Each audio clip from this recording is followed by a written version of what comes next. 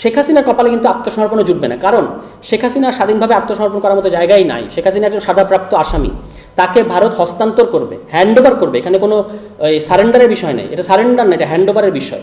Bharat hand over করবে, আমরা তাকে রিসিভ করবো এবং তার সাজা যেটা হয়েছে সেই সাজা অনুযায়ী তার শাস্তি হবে। শেখ হাসিনার যদি সাহস থাকে তাহলে এই সাজা এসে বাংলাদেশে ফেস করুক, আমরা এটা চাই। পুরো 17 বছর তারা একই কাজ করেছে। আওয়ামী লীগকে তারা টার্গেট করে নাই, তারা টার্গেট করেছে বিএনপি এবং জামায়াত ইসলামীকে। এখনও তাদের টার্গেট কিন্তু এই যে সনদ বাস্তবায়ন করছে না বিএনপি, গণভোট বাস্তবায়ন করছে না বিএনপি, সংস্কার বাস্তবায়ন করছে না বিএনপি, কিন্তু টার্গেট হচ্ছে নাহিদ ইসলাম, টার্গেট হচ্ছে জুলাই গণঅভ্যুত্থান। জুলাইকে তারা বলছে যে JULIE, মানে জুলাই হলো মিথ্যা। এই যে জুলাইকে মিথ্যা বলছেন, এই আর্ট নিয়েও নাকি আমাকে মাথায় তুলে নৃত্য করতে হবে। আমি যদি সেটা না করি তাহলে আমি সাম্প্রদায়িক, আমি মৌলবাদী। এই বাম সিন্ডিকেটটা খুব খুব টক্সিক এবং খুব ডেঞ্জারাস আমি মনে করি বাংলাদেশের জন্য। এবং বাংলাদেশে আমি যেটা বললাম যে বাম প্রতিক্রিয়াশীলতার মতো এত বড় প্রতিক্রিয়াশীলতা আর নাই। এখন আমাদের দেখেন, আমাদেরকে সারাক্ষণ এরা বলতেছে এরা সাম্প্রদায়িক মৌলবাদী ডানপন্থার উত্থান ঘটেছে, কিন্তু বাংলাদেশে গণঅভ্যুত্থানটা ঘটেছে একটা উগ্র ডানপন্থার বিরুদ্ধে।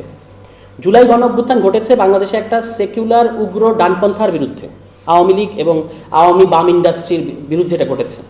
এবং এরপরে বাংলাদেশে মধ্যমপন্থা রাজনীতি ফেরত এসেছে, কারণ ক্ষমতায় কারা?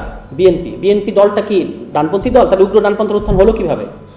এখন তারা কি চায়? তারা চায় যে আওয়ামী লীগের মতো, তাদের একটাই মাথা ব্যথা, আমি আপনাদেরকে বলি, ইসলামপন্থী দলগুলো কেন রাজনীতির ময়দানে ফেরত এসেছে। এই দুঃখে তারা রাতের ঘুম হয় না। এখন তারা চায় আসলে আওয়ামী লীগ আমলের মতো ইসলামপন্থী দলগুলোকে ওইভাবেই জঙ্গি বানিয়ে মারা হোক, আয়নাঘরে নেওয়া হোক, তাদেরকে রাজনীতির বাইরে রাখা হোক, ঠিক আছে, তারা ইত্যাদি ইত্যাদি, এগুলো তারা চায়। এখন যখন গণঅভ্যুত্থানের পরে রাজনৈতিক স্পেসটা ওপেন হয়েছে, গণতান্ত্রিক স্পেসটা ওপেন হয়েছে, তখন স্বাভাবিকভাবে ইসলামপন্থী দলগুলো এখানে এসে রাজনীতি করবে, এটাই তো খুব স্বাভাবিক। আপনি তাদের রাজনীতি বিরোধিতা করেন, কিন্তু তাদের রাজনীতির অধিকারের পক্ষে থাকতে হবে। এখন তারা যে এসেছে এবং বড় আকারে এসেছে, এটাই হচ্ছে সবচেয়ে বড় মাথা ব্যথার কারণ যে তারা কেন আসলো। এখন তারা আসছে, ভাই আপনারা এত বড় প্রগতিশীল, এত বড় আপনার বাংলাদেশের ব্যাপারে মতামত রাখার ঠিকাদার, আপনি দেখবেন যে জুলাই সনদ, গণভোট, সংস্কার, এগুলোর তারা পক্ষে না, তারা বিপক্ষে, কিন্তু তারা প্রগতিশীল। অদ্ভুত প্রগতিশীলতা কিন্তু এটা। জুলাই সনদ যেটা, এটা তো আমি তো এটা আমার মাথার মধ্যে স্ক্যান করা, মঞ্জু ভাই আছেন এখানে। এই জুলাই সনদের একটা কোনো জিনিস আপনি দেখাতে পারবেন যেটার মধ্যে ফ্যাসিস্ট এলিমেন্ট আছে, যেটার মধ্যে আপনার কি বলে ডানপন্থী জিনিস আছে, কোটানকোট ডানপন্থী? এটা পুরোটাই একটা গণতান্ত্রিক ডকুমেন্ট, পুরোটাই একটা পৃথিবীর স্ট্যান্ডার্ডে যে ধরনের লিবারেল ডেমোক্রেটিক রাষ্ট্র আমরা দেখে থাকি, সেই ধরনের ডেমোক্রেটিক রাষ্ট্রের একটা ডকুমেন্ট। এই ডকুমেন্টটার পক্ষ তারা নিচ্ছে না, তারা না নিয়ে বলছে বাংলাদেশে ডানপন্থার উত্থান ঘটেছে। তো ইসলামপন্থী দলগুলো তো সবাই তো সমস্যার এটা পক্ষ নিয়েছে, আপনাদের নিতে বাঁধলো কোথায়? তাদের নিতে বেঁধেছে এই জায়গায় যে যেহেতু ইসলামপন্থী দলগুলো এটা পক্ষ নিয়েছে, তাহলে আমরা এটার পক্ষ নেব না। এরকম কুপমণ্ডুকতা, এরকম হীনমন্যতা দিয়ে তারা হচ্ছে দাবি করতে চায় যে তারাই হচ্ছে জুলাই গণ অভ্যুত্থানের ভ্যানগার্ড, ঠিক আছে? আমি মনে করি যে অনেকে পাকে চক্রে অংশ নিয়েছে, অংশ না নিয়ে উপায় ছিল না। ওইটা আমাদের গ্রামের ভাষায় বলা হয় যে চালান থাকতো না। যদি তারা অংশ না নিত, শেষ দিকে না নামতো, তাহলে তাদের চালান থাকতো না। এই চালানটা রাখার জন্য অনেকে অংশ নিয়েছে। এখন নেয়ার পরে তারা যখন দেখেছে যে আসলে তাদের কাছে আর মাপবুরিটা নাই বাংলাদেশের, আওয়ামী লীগ আমলে কিন্তু তারা প্রিভিলেজ ছিল। এমনকি যারা শেখ হাসিনার সমালোচনা করতো, তাদের যদি ট্রেনের চাকায় যদি আঙুল কেটে যেত, শেখ হাসিনা তাদের জন্য হাসপাতালের সবচেয়ে ভিআইপি রুমটা তাদের জন্য ফোন দিয়ে ম্যানেজ করে দিতেন। এই সম্পর্কটা বুঝতে হবে যে তারা এমনকি যারা সমালোচক, তারাও কেন আওয়ামী লীগ তাদেরকে কেন রাখতো, কারণ আওয়ামী লীগ দেখাইতো যে হ্যাঁ এই ধরনের সমালোচনা থাকুক একটু সমাজে। কিন্তু এখন যখন তারা দেখতে পাচ্ছে যে তাদের আর ওই মানে বাংলাদেশ আর তাদের অপেক্ষায় নাই, বাংলাদেশ এগিয়ে গেছে অনেক দূর, তখনই তাদের মধ্যে এই হীনমন্যতা, এই প্রতিক্রিয়াশীলতাগুলো হাজির হয়েছে। আমি আমার বক্তব্য শেষ করবো, যেহেতু আরও অনেক বক্তা আছেন। লাস্ট একটা কথা শুধু বলি, আওয়ামী লীগ ফিরে আসা নিয়ে আপনারা অনেক কথা শুনছেন, এবং ট্রুথ অ্যান্ড রিকনসিলিয়েশন, কি গালভরা নাম, ট্রুথ অ্যান্ড রিকনসিলিয়েশন। যারা এই কথাগুলো বাংলাদেশে বলেন, আমি এখানে মানে একেবারে প্রকাশ্যে চ্যালেঞ্জ করছি, তারা বিষয়গুলো বুঝেন না। ট্রুথ অ্যান্ড রিকনসিলিয়েশনের নামে যে আলোচনাটা বাংলাদেশে আনা হয়েছে, খুবই সুপরিকল্পিতভাবে আনা হয়েছে, এটা আসলে ডিনায়াল অ্যান্ড রিহ্যাবিলিটেশন। এটা ট্রুথ অ্যান্ড রিকনসিলিয়েশন না। ট্রুথ মানে কি? আপনি ট্রুথ স্বীকার করেছেন, আমাকে বলতেছেন রিকনসিলিয়েশন করতে। আওয়ামী লীগ ট্রুথ স্বীকার করেছে, আওয়ামী লীগ বলে জুলাই হলো জুলাইকে তারা ঝুলিয়ে দেবে, আর আমাকে বলতে হবে আমি এখন কুচকাওয়াজ করতে করতে ভারতে দিল্লিতে শেখ হাসিনার কাছে যাবো এবং বলবো যে আপনাকে ছাড়া হচ্ছে না, আসেন রিকনসাইল করি। এভাবে হয় কোথাও? সাউথ আফ্রিকার ট্রুথ অ্যান্ড রিকনসিলিয়েশন এভাবে হয়েছে। যে পার্টি, যে সেটলার কলোনিয়াল পার্টিটা ওখানে এই ম্যাসাকার করেছে, ন্যাশনাল পার্টি নাম, সেই পার্টিকে বিলুপ্ত হতে হয়েছে। ন্যাশনাল পার্টি 1997 সালে বিলুপ্ত হয়ে গেছে। 2005 সালে নিউ ন্যাশনাল পার্টি নামে এটা আবারও মানে কার্যক্রম শুরু করেছিল, সেটাও 2005 সালে বিলুপ্ত হয়ে গেছে। মানে ওই সমাজ রিকনসাইল করেছে কাদের? সাদাদের রিকনসাইল করেছে, কারণ এত মানুষকে তার ফেলে দেওয়া যাবে না। কিন্তু ওই পার্টি কিন্তু রাজনীতি করতে পারে নাই বা ওই সাউথ আফ্রিকায়। এখন আপনি সেই ইতিহাসকে এখানে চেরি পিকিং করে এনে বলতেছেন ট্রুথ অ্যান্ড রিকনসিলিয়েশন। এবং আমি বললাম যে ট্রুথ অ্যান্ড রিকনসিলিয়েশন নামে যে আলোচনাটা হচ্ছে এটা আসলে ডিনায়াল অ্যান্ড রিহ্যাবিলিটেশন। এবং আরেক মানে ডিনায়াল মানে তারা এটা ডিনায়াল দেখাচ্ছে, বারবার ডিনাই করছে, অস্বীকার করছে জুলাই গণঅভ্যুত্থান হয় নাই, ওই মার্কিন কোনো এজেন্ট বিরাট এক ছাদের ইয়ে থেকে গুলি করে আমাদের ছাত্রদেরকে মেরেছে, পুলিশ গুলি করে নাই, এগুলি তারা বলতে চাচ্ছে। এটা তো ডিনায়াল। এবং এই ডিনায়াল করার পরে তাদেরকে আমার রিহ্যাবিলিটেট করতে হবে, তাদেরকে মাথায় তুলে আমার নাচতে হবে, এটাও তাদের বক্তব্য। এবং এই যে ফিরে আসা, এটা বলি শেষ করব যে আপনারা সম্প্রতি একটা ইয়ে দেখেছেন Reuters, Washington post, new York Times, এই ধরনের পত্রিকায় এই ধরনের নিউজ করার ক্ষেত্রে তারা ভারতীয়দের বাইরে কাউকে কিন্তু পান না, এটা হচ্ছে একটা বিষয়। এবং সেখানে বলা হলো যে শেখ হাসিনা ফিরে আসবে ডিসেম্বরে। তো ডিসেম্বর আমরা এটা শোনার পর আমরা বললাম যে ডিসেম্বর আত্মসমর্পণের জন্য খুব ভালো মাস, কিন্তু বাস্তবতা হচ্ছে শেখ হাসিনার জীবন এতটাই অভিশপ্ত যে তার কপালে ওই আত্মসমর্পণটুকুও জুটবে না। কেন আত্মসমর্পণ জুটবে না? আত্মসমর্পণের মধ্যে কিন্তু একটা সম্মান আছে, যে দুইটা পক্ষ এটাও একটা রিকনসিলিয়েশনের মডেল, যে আপনি দুইটা পক্ষ নিজেদের মধ্যে বোঝাপড়া করে এক পক্ষ আত্মসমর্পণ করলো, এবং তাদেরকে আপনি আত্মসমর্পণ করার পরে যতটুকু কোড অফ কন্ডাক্ট অনুযায়ী যতটুকু অধিকার এবং সম্মান তাদের পাওয়ার কথা তাদেরকে আপনি দেবেন।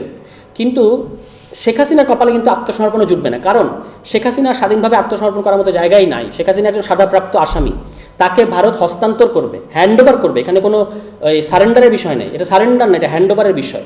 ভারত হ্যান্ডওভার করবে, আমরা তাকে রিসিভ করবো এবং তার সাজা যেটা হয়েছে সেই সাজা অনুযায়ী তার শাস্তি হবে। শেখ হাসিনা যদি সাহস থাকে তাহলে এই সাজা এসে বাংলাদেশে ফেস করুক, আমরা এটা চাই।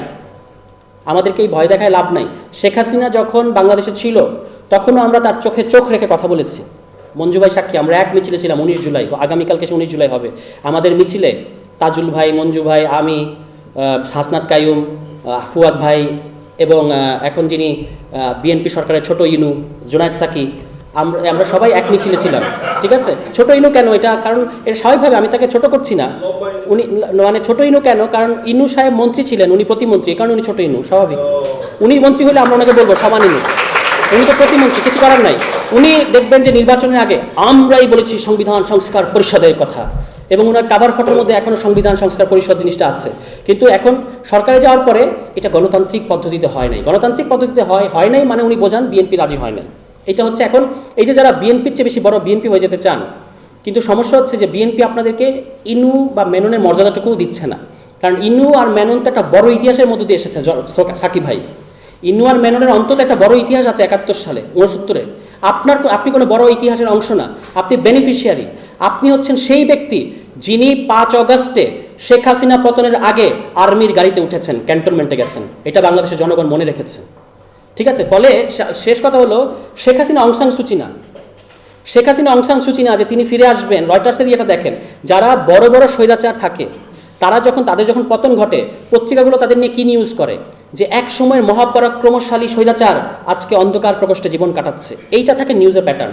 এদিকে এখন আলোচনা হচ্ছে শেখ হাসিনা কবে ফিরে আসবে, যেন শেখ হাসিনা অং সান সুচি কিংবা শেখ হাসিনা দালাই লামা। শেখ হাসিনা অং সান সুচিও না, শেখ হাসিনা দালাই লামাও না। শেখ হাসিনা হচ্ছেন এই 21 শতকের ইতিহাসে সারা পৃথিবীতে যত ফ্যাসিস্ট, যত মাফিয়া ছিলেন তাদের মধ্যে নিকৃষ্টতম ফ্যাসিস্ট এবং মাফিয়া। এবং তার ওই যে মুসলমানের সন্তান তো তিনি, তাহাজ্জুদের নামাজ নাকি পড়তেন, তার জানাজা পর্যন্ত হবে না। আপনারা দেখবেন তার জানাজা হবে না এবং তার লাশ ভারত পানিতে ভাসিয়ে দেবে। যদি এর অন্যথায় হয় আমি প্রকাশ্যে মাফ চেয়ে এবং আমি কথা বলা বন্ধ করে দেবো। এই যে সাংবাদিক ভাইরা আছেন এটাকে ক্যাপশন করেন যে শেখ হাসিনা যদি জানাজা পায়, বাংলাদেশে হোক ভারতে হোক, ভারতে তো মুসলমানদের গরুই খেতে দেয় না, শেখ হাসিনাকে জানাজা পড়তে দিবে কিভাবে?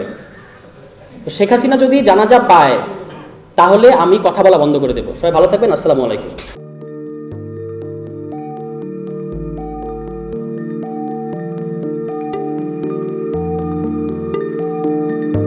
পহেলা জানুয়ারি 2026 ইউটিউব জার্নালিজমের অগ্রদূত changeTV.press সংগ্রাম মুখর 7 বছর পেরিয়ে পা রাখলো গৌরবান্বিত 8 বছরে। এই আনন্দ প্রহরে সবাইকে নিরন্তর শুভেচ্ছা। আমি নিজেকে ধন্যবাদ মনে করি, আমি সৌভাগ্যবান। চেঞ্জ টিভির পক্ষ থেকে আমার সাক্ষাৎকার নেওয়ার জন্য তারা আসছেন এবং চেঞ্জ টিভি দীর্ঘ 8 বছর ধরে এই কাজগুলি করছে। আমি তারা অনেক ভালো কাজ করেছেন, দেশের মানুষের সুখ দুঃখের কথা প্রত্যক্ষ তুলে ধরছেন। আমার আশা থাকবে চেঞ্জ টিভি সামনের দিকে উত্তরোত্তর আরো সমৃদ্ধ হবে। একটাই শুধু আমাদেরকে উপদেশ দিতে চায় তাদের কাছে, সেটা হচ্ছে সত্য কথাটা মানুষের সামনে তুলে ধরা, মানুষের ভিতরে কি চায় তাদেরটা তুলে ধরা, মানুষের প্রত্যাশা তুলে ধরা, এবং মানুষের মধ্যে এই যে দেশাত্মবোধটা এবং সত্যবাদীটা এটা জাগরণ করে চেঞ্জ টিভির সামনের দিকে এগিয়ে যাবে। এবং যারা দেশের কথা চিন্তা করে এবং দলমত নির্বিশেষে যে লোকগুলো আছে তারা দেশের কথা চিন্তা করে, দেশের উন্নয়নের কথা চিন্তা করে, কোনো পক্ষপাতিত্ব করে না, তাদের বক্তব্য দেশের মানুষের তুলে ধরা, এই কাজগুলি সামনে এগিয়ে নিয়ে যাবে, এটা আমার প্রত্যাশা। অনেক ধন্যবাদ আপনাদেরকে, দেশবাসীকে, দেশবাসী পক্ষে সবাইকে আমি ধন্যবাদ জানাচ্ছি। changetv.press, এক ফোঁটা হলুদও নেই। আমরা শুধু আপনাদের কাছে একটাই আবেদন করব, মিথ্যার পিছনে দৌড়বেন না, সত্যকে ধারণ করেন, সত্যকে জনগণের কাছে তুলে ধরেন। সেটা যতই কঠিন হোক না কেন পিছপা হবেন না, ভয়ের কোনো কারণ নাই। আল্লাহর সাথে থাকেন, আল্লাহ আপনাকে সাহায্য করবে। কোনো মানুষের কাছ থেকে কোনো সাহায্য কামনা করবেন না। ধন্যবাদ। changetv.press, এক ফোঁটা হলুদও নেই। হ্যাঁ, চেঞ্জ টিভি আমি বিশেষ কারণে দেখি সুযোগ পেলে, বিশেষ করে তোমার অনুষ্ঠানটা যখন হয় আগে পরে আমি দেখে থাকি, ভালো লাগে, উপস্থাপনা ভালো, মোটামুটি সব কিছু ভালো। আমি তাদের শুভকামনা করি এবং চেঞ্জ টিভি আমি আশা করি সবসময় নিরপেক্ষ, যেহেতু এই চেঞ্জ টিভিটা সংবাদ প্রচারের একটা মাধ্যম, সুতরাং সঠিক সংবাদটাই চেঞ্জ টিভি প্রচার করবে, এটাই আমার কামনা থাকবে তাদের কাছে। সেই সঙ্গে আমার শুভেচ্ছা থাকবে। changetv.